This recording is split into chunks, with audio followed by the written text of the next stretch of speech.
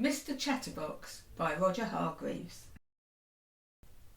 Mr Chatterbox was one of those people who simply couldn't stop talking. He used to talk to anybody and everybody about anything and everything, going on and on and on. And on and on and on. And on and on and on. And when he didn't have anybody else to talk to, he used to talk to himself. "Good morning, Mr Chatterbox," he used to say to himself.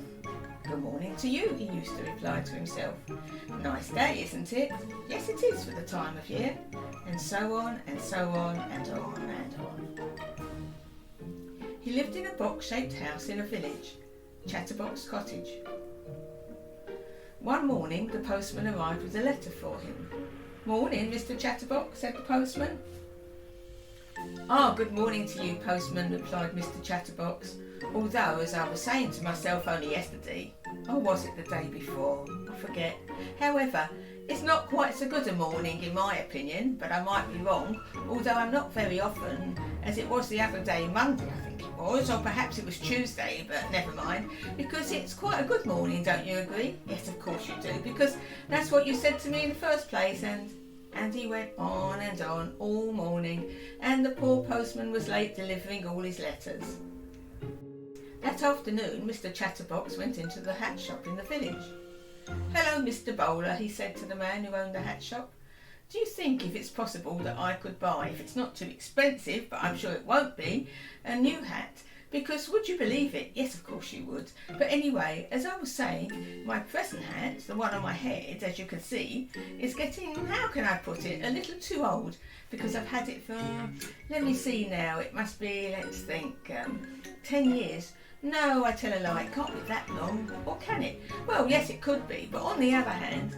And he went on and on all afternoon and half the night, long after poor Mr Bowler should have shut up shop and gone home.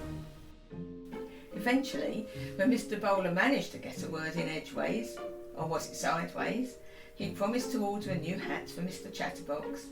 Then he pushed Mr Chatterbox out of his shop, still talking of course, and went home for his supper, which was cold of course, because Mrs Bowler had cooked it for him hours ago.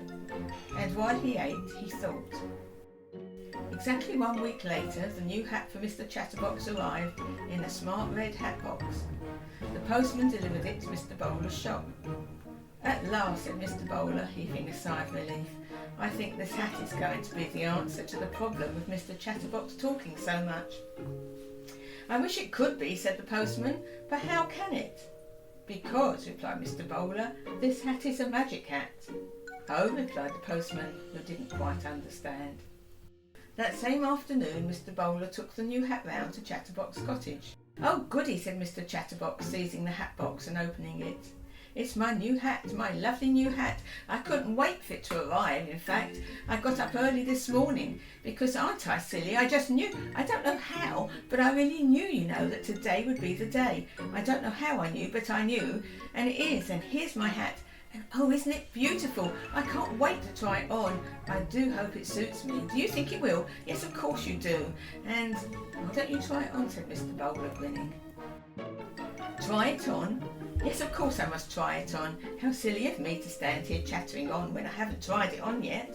Yes, I will absolutely, definitely try it on straight away, because, as I said, it's silly just to talk about trying it on and then not try it on, isn't it?"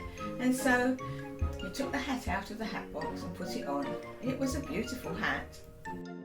"I say," he said, "I must say, yes, I really must, that this hat is, yes, it really is, to say the least, one of the better hats that I've ever seen in my life. And in my life, I must say, I've seen some hats, and furthermore..." But while he was talking, a funny thing was happening. The more words that came out of Mr Chatterbox's mouth, the larger his hat became. The more Mr Chatterbox talked, the more the hat grew and grew. Mr Chatterbox kept on talking, and the hat kept on growing. "I can't see anything," he said. "One minute I was standing here looking at my new hat in the mirror, and now all of a sudden, without any warning, taking me all unawares, just like that, the hat grew down to his feet, and Mr Chatterbox stopped talking. and as soon as he stopped talking, the hat grew smaller and smaller, until it was the same size as when he'd first tried it on. Mr Bowler had gone when Mr Chatterbox couldn't see him, and now he was walking back to his shop. "My special magic hat really works," he chuckled. The following day, Mr Chatterbox was out for a walk when he met the postman in the village. "Hello, postman," he said. "I say, do you like my new hat? Have you ever seen such a fine hat? I'm sure you never have. What a hat!" But you know what was happening, don't you? The hat grew and grew and grew the more Mr Chatterbox talked. "Now I know what Mr Bowler meant by a magic hat," chuckled the postman. And he went on his way, leaving poor Mr Chatterbox speechless. He thought, thinking. Not talking, thinking. And do you know something? That hat taught Mr Chatterbox his lesson. And these days he doesn't talk half as much as he used to, or even a quarter as much. And you know the reason for that, don't you? Yes, of course you do. But keep it under your hat.